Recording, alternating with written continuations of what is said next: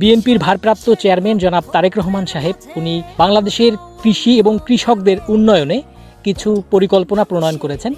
বাংলাদেশের অর্থনীতির সবথেকে বেশি অংশটাই কৃষি থেকে আসে। কৃষিকে যদি আমরা বাঁচিয়ে রাখতে চাই তাহলে কৃষকদেরকে বাঁচিয়ে রাখতে হবে, এবং কৃষকদেরকে বাঁচিয়ে রাখতে হলে অবশ্যই তাদেরকে পরিচর্যা করতে হবে। আগে জিয়াউর রহমান দেখেছেন যে বিভিন্ন ছবিতে দেখেছেন যেভাবে খাল খনন করেছে, সেই প্রকল্পটি আবার নতুন করে তিনি বাস্তবায়ন করতে চান, এবং কৃষিক্ষেত্রে আপনার বিমা চালু করতে চান। এইগুলো চালু করলে আপনি যদি কৃষিক্ষেত্রে যদি বিমা চালু করা হয় তাহলে আপনার আপনি যে ফসল ফলাইতেছেন কোনো না কোনো কারণে, প্রাকৃতিক দুর্যোগ হোক বা যে কোনো কারণেই হোক, এই আপনার ফসল যদি কোনো ধরনের ক্ষতি হয় সেটার আপনি ক্ষতিপূরণ পাবেন, ভর্তুকি পাবেন। এরকম আরও অনেকগুলো কৃষি উন্নয়নের ক্ষেত্রে তারেক রহমান যে আপনার পরিকল্পনাগুলো দিয়েছেন, এগুলো যদি বাস্তবায়ন করা হয়, আপনি কি মনে করেন যে বাংলাদেশের কৃষি আর উন্নয়ন হবে? হবে।